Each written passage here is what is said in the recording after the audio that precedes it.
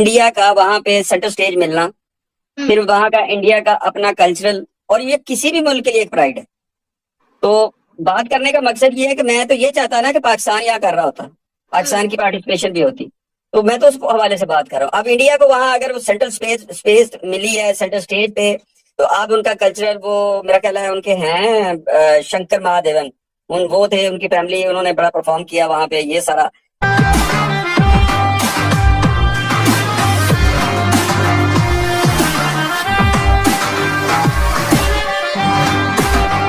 Glasgow में Commonwealth games का रंगारंग समापन हो गया। इसके साथ ही अगली मेजबानी की जिम्मेदारी भारत के हाथों में आ गई है।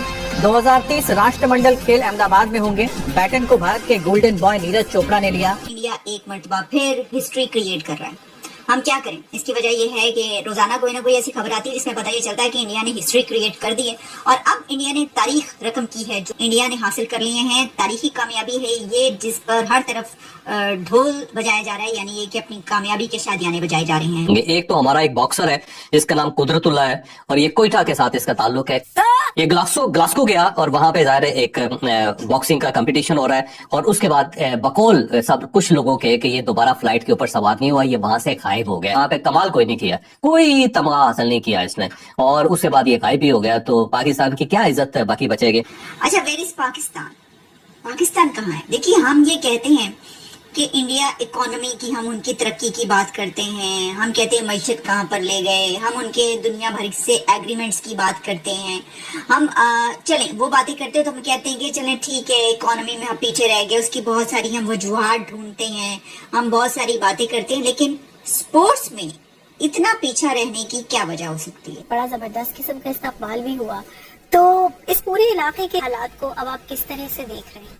देखिए, वज़ीर-ए-आज़म मोदी हैं तो इंटरेस्टिंग शख्सियत और भरपूर शख्सियत हैं, इसमें भी कोई शक नहीं है।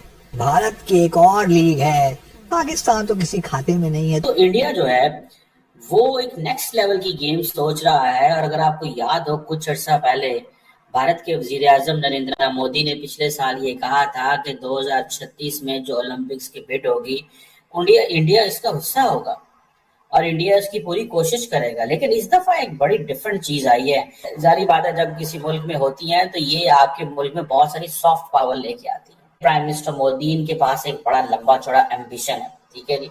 दूसरा, पैसा, बड़ा लंबा चौड़ा पैसा है। तीसरा, रिलेशंस, दोनों के बड़े लंबे चौड़े रिलेशंस हैं कि इंडिया के अंदर किस तरह हम ओलंपिक्स को लेके आए। इस हवाले से जो अगर 2036 की ओलंपिक्स एशिया में आती हैं तो याद रखिएगा बहुत सारे ऐसे मुल्क होंगे जो ये कहेंगे कि हाँ जी, हमें इंडिया को हम सपोर्ट करते हैं।